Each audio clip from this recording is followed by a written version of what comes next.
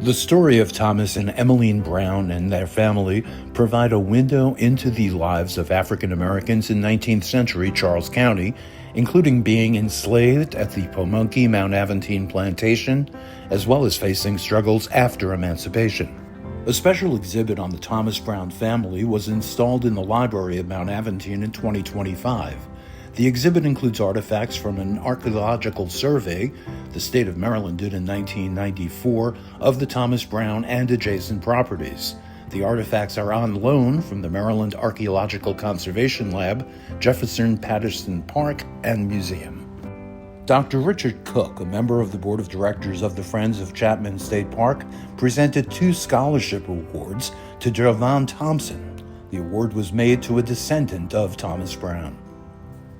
Has acknowledged the significance of an ancestral relationship with Thomas Brown. Through insightful conversations with my great aunt, Reverend Dr. Ruby M. Brown Thomas,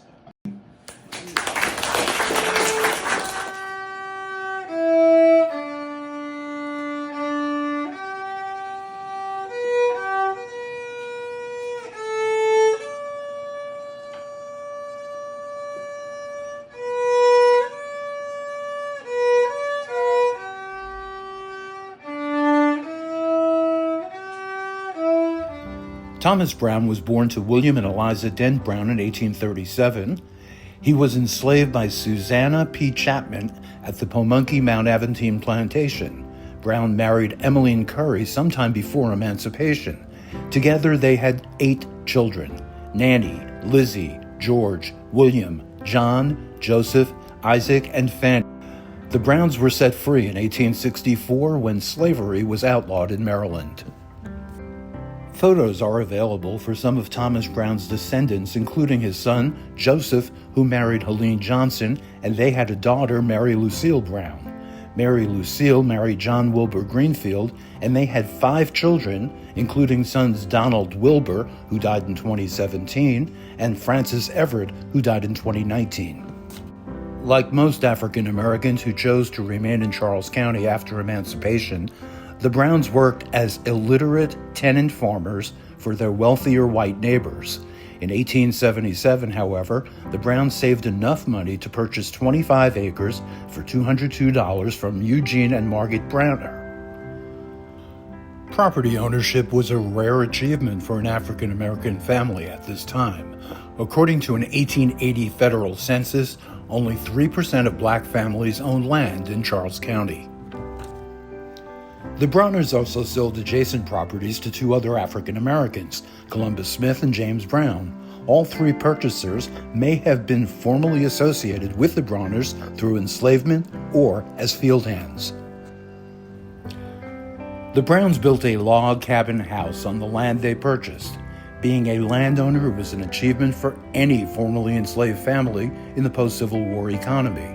They cultivated 10 acres of their land for tobacco and wheat, and to manage their livestock. The remaining 15 acres were left as woodland to provide fuel for the house and wood for fence repair. The Browns' farm proved prosperous enough that the family was able to expand the cabin between 1890 and 1908 to include additional rooms and wood floors. Thomas Brown died at age 71 in 1908, when life expectancy for men was just 49.5 years. He is buried in the St. Charles Catholic Cemetery in Indian Head. He shares a headstone with his son Isaac C. Brown, who preceded his father in death at the age of 15 in 1887. At this time, few African Americans could afford to purchase a headstone. In the late 1920s, James Brown, a neighbor, acquired Thomas Brown's property at an auction for $30.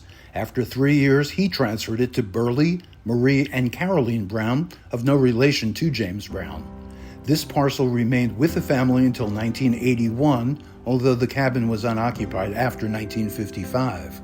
The state of Maryland purchased the property in 1998. Today, very little remains of the cabin. The site is now managed as part of the Myrtle Grove Wildlife Management Area.